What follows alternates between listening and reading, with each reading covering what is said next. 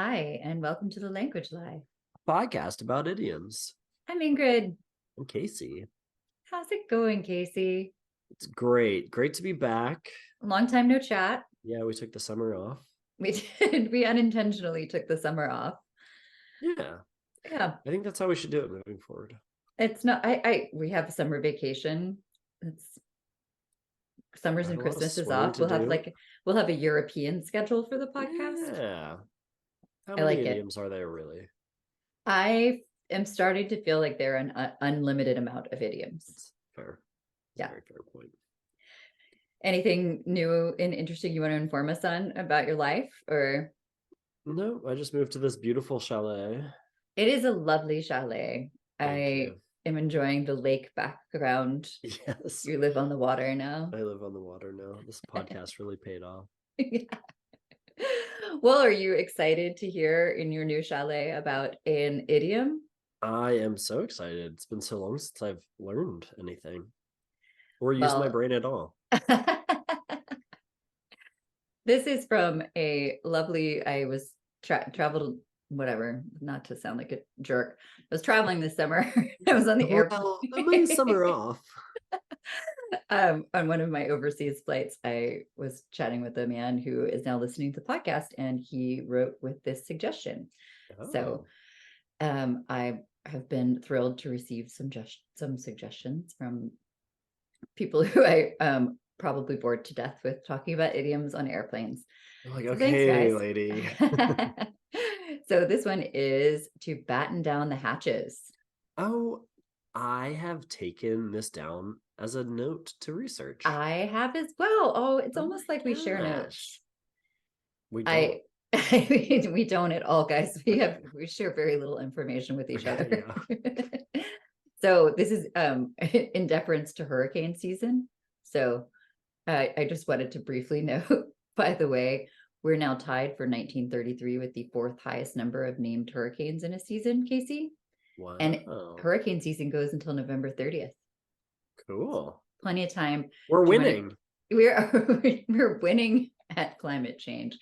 Do you want to guess what year had the highest number of named storms on record? First highest number. About, I thought we were talking about idioms. We gotta do this. I went down one rabbit hole before I went down the rabbit hole of the idiom. The question was, do I want to guess what year had the highest? Yes, because we're now in fourth, tied for fourth with 1933, but the highest fourth named hurricanes. 1989. No, but Taylor Swift would be thrilled. Who's that? It's Travis Kelce's girlfriend. So, okay, Casey's pop culture references are lacking. Okay. So, the highest is everyone's favorite year, 2020. Oh, really? Mm-hmm. So not only was it just a horrifying year on land, it was also a horrifying year in the Atlantic. Cool. Yeah, you're welcome for that useless information. Thank you. There's some storm out in the Atlantic now named Tammy, which I found sort of horrifying. It would be, exactly. She would be out there in the Atlantic. All right, Casey, do you know what to batten down the hatches means? I'm assuming the hatches are something on a boat. Okay. We're rather pivoting based on your reaction there. I mean, a hatch is something that you can close or open and go in and out of, right? Essentially. And so be it on the sea or on land, it's some sort of doorway. I love that. Entry. And so in preparation for a storm, I'm assuming based on the context clues of the hurricane stats that you so vigorously provided, batten down vigorously I did. Yes, it was. Yes. I would assume that in my head, my first thought is like, okay, you're on a boat and there's a storm coming. You close all of the possible hatches, lock them down, put a batten right through them. Wow. So I actually, but this could also, I'm not done. This could Okay. also be in reference to something on land. I'm, from the Northeast and in Jersey. What they do is they, plywood all over the windows, and so I'm assuming that there's a land version of this as well. They make a hatch of sorts out of their windows, Of their battens. of their battens. Yeah. So I'd like to They're start batten by downs. I'd like to start by noting that I just asked you what that phrase meant, and you told me. Oh, oops. I told you the origins. I love I it. forgot how this goes. We took the It's summer off. okay. What do I think it means? I think it means prepping for a storm. Okay. So yes, We can and edit this to make it sound like no, I we think did it it was right. great. You basically did all of.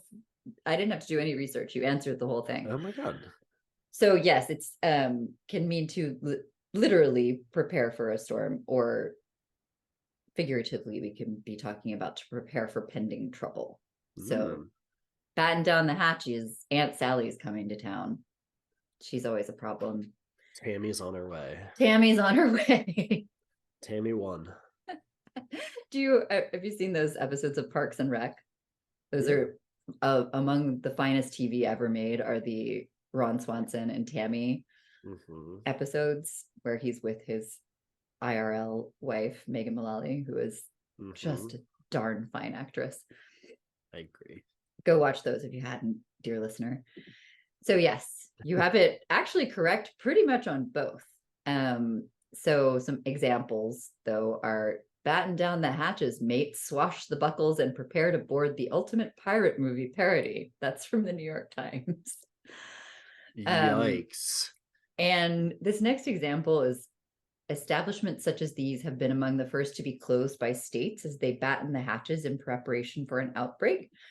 I actually found it really interesting, the number of examples of this idiom that had to do with pandemic related things, which, I mean, is it just that like everything is related to the pandemic now? The first largest named hurricane season, battening down the hatches.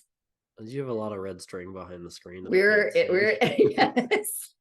This is starting to get into a different kind of podcast. 100%.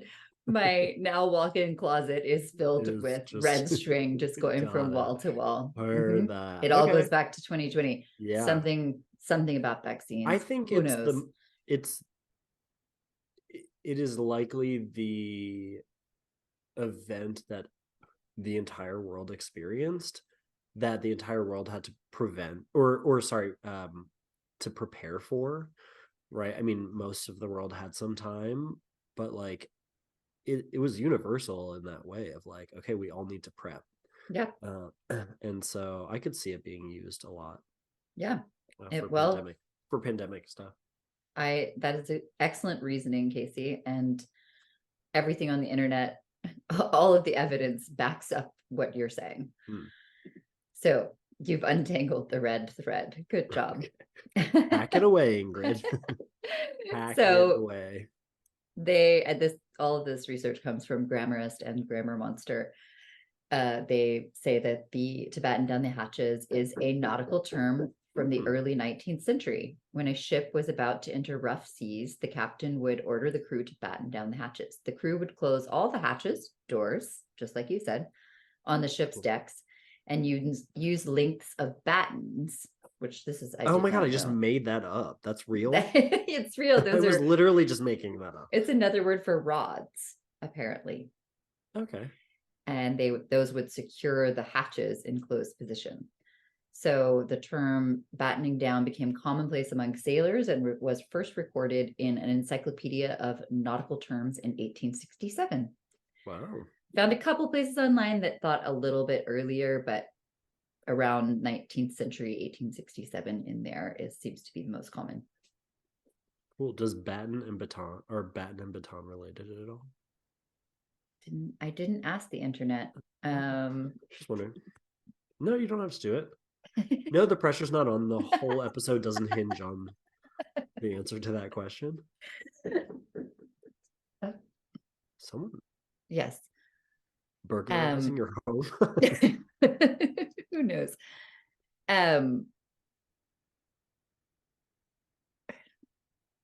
baton. The word baton is derived from the Latin word bastum, which means a substantial staff. A batten is a strip of metal or wood that is used to fasten something against the wall or fasten a ship's tarp over a hatchway. Okay. So they're related. Okay. Okay. They're like cousins. Yes. Cool. So there you go. Cool. There you have it. Oh, that's it. That's it. That's all there was. I accidentally ruined the episode. No, First episode back, and I had the close but no cigar one correct, that and was you guessed creepy. this one correct. That was creepy. That was so creepy. That was some sort of otherworldly. And I thought that we had already done the episode. Like that was the thought when you were for anyone that hasn't listened to it, it's you can hear me actually freaking out silently. Ingrid freaking out. You can hear you freaking out silently. It's like heavy. You can hear my heartbeat a little bit. You can hear the sweat start. Because you got it so spot on, and I thought that we had already done this idiom, and that I had messed up big time because I did a decent amount of research about it. And then you were like, I messed this up. But yeah, you got this one. This was your wow, my time to shine. Your Freaky Friday moment is what I was gonna say, but that doesn't work. Yeah.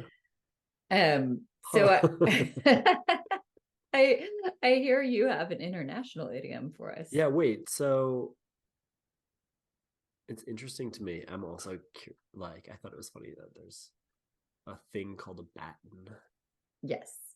Okay, yes, I do have an international idiom for everyone.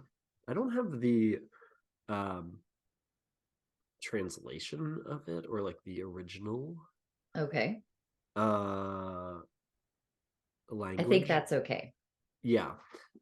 It's in Arabic, so I don't know that any of us would do a great job. No.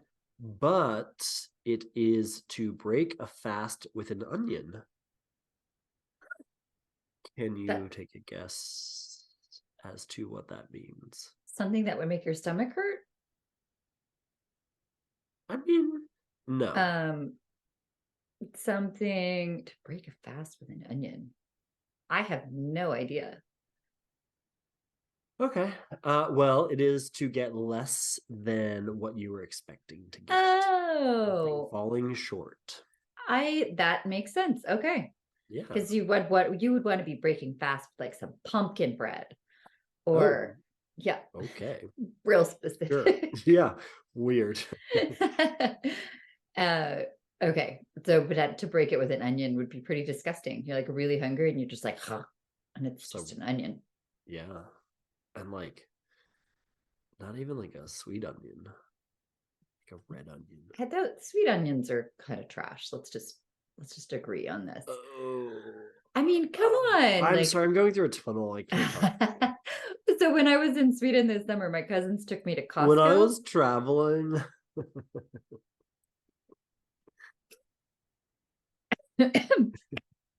My cousins took me to Costco because now there's a Costco in Sweden, and it's really weird because it's got like exactly the same thing as the Costco in America, and it's weirdly huge, but it's also like in like the fancy area, like fancy people go to the Costco.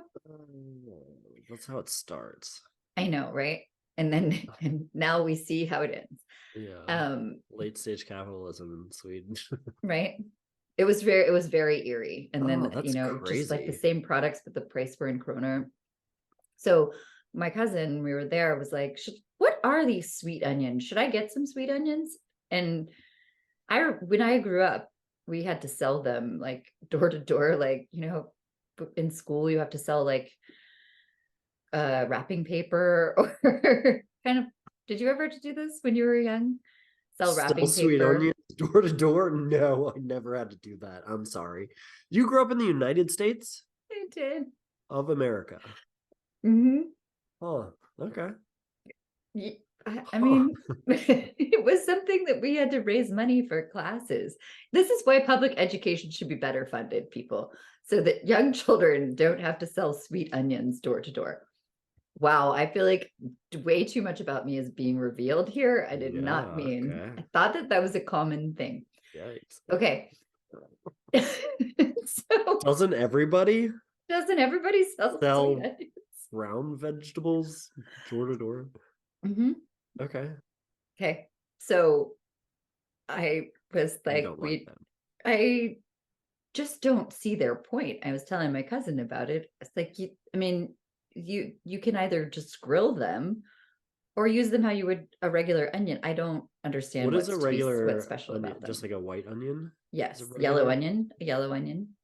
Okay. A sweet onion is more delicious if you're just going to be eating the onion. But again, why would you break a fast with an onion? An onion is not a delightful thing to eat. Oh, okay. It's nice of you to tie that back to the Thank international you. museum, not Thanks. your past trauma. You're right, Ingrid. I agree. Hmm. Well, thanks for bringing us that Arabic idiom that unintentionally brought up something I need to talk about in therapy. Yes. Well, happy to help. So always, you're always here for me. Yes. Well, that's all we have for today, guys. If you would like to for us to research any idioms that come up for you in whatever arena in your life, you can email us at thelanguagelie@gmail.com. Or slide into our DMs at The Language Lie on Instagram and Facebook. I Yes, don't even there is a remember. Facebook thing. Do Instagram. We don't check the other ones. Yeah, thanks. Thanks for just making that succinct. Let's make this easy. And we'll hopefully talk to you guys next week. Cool. Bye, y'all. Bye.